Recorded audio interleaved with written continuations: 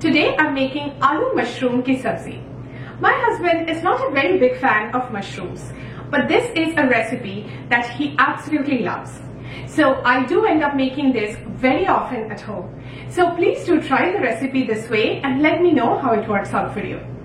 My channel, all about easy to follow, easy to implement, ingredients always displayed on the right and highlighted for each cooking step. If you like my channel, please do subscribe, share and like. So come follow along and cook with me.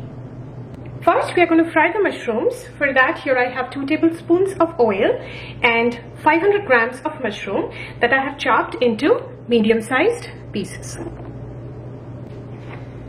I'm adding the oil. Wait for the oil to be heated up before adding the chopped mushrooms. The oil is now hot. So now we will add the chopped mushroom and we will saute the mushrooms till they become soft. This takes between 8 to 10 minutes. So one thing I want to point out is this is an optional step. If you choose not to fry the mushrooms and directly add it to the gravy, you can do that as well.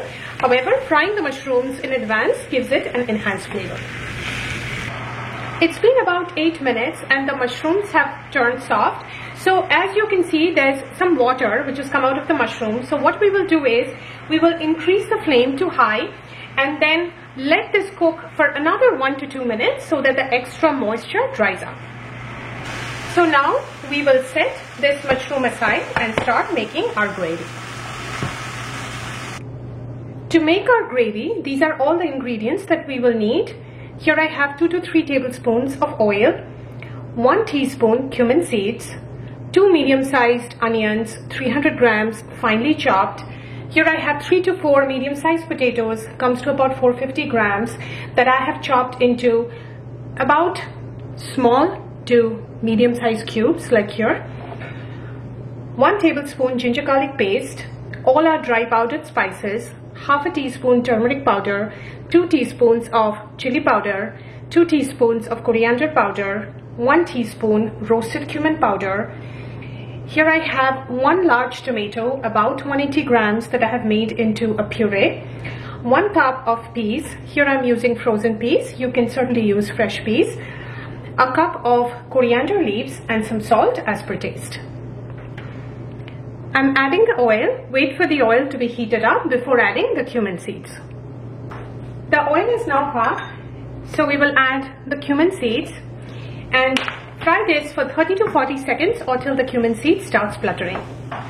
The cumin seeds are now spluttering, so I will now add the finely chopped onions and we will fry the onions for about 2 to 3 minutes. It's been about 2 minutes. Now we will add the chopped potatoes and we will fry the potatoes with the onions till the onions caramelize and turn light brown. So what this really helps doing is it really gives the potatoes a nice texture, so it becomes nice and crispy. So since it's a dry sabzi, we will fry the potatoes with the onions. The onions have now caramelized, so now I will add the ginger garlic paste and we will fry this for another 3 to 4 minutes till we no longer get any raw smell of the ginger garlic. It's been about 3 minutes and I'm no longer getting any raw smell of the ginger garlic. Now we will add the powdered spices, the turmeric powder, chili powder, coriander powder,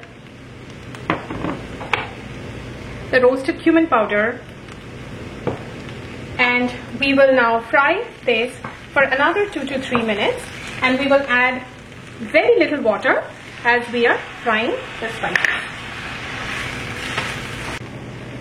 It's been about 3 minutes and our potatoes are nicely coated with the masala.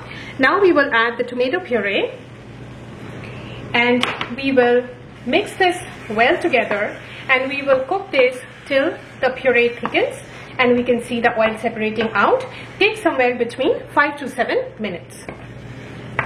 It's been 5 minutes and the puree has nicely thickened up and as you can see the oil is separating out.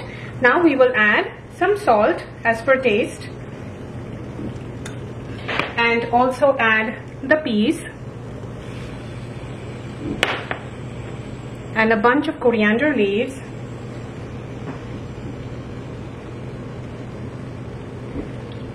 And we will mix all of this well together and cook this for another 1 to 2 minutes.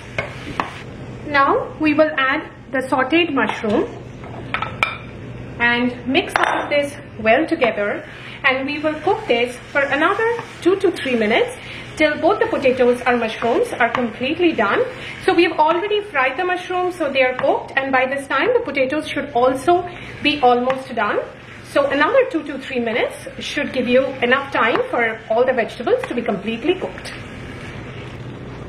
It's been another 3 minutes and our potatoes and mushrooms are all completely cooked. It's a very tasty, easy recipe for aloo mushrooms. So please do try to make it this way, and I hope you really enjoyed. And thank you so very much for watching my channel.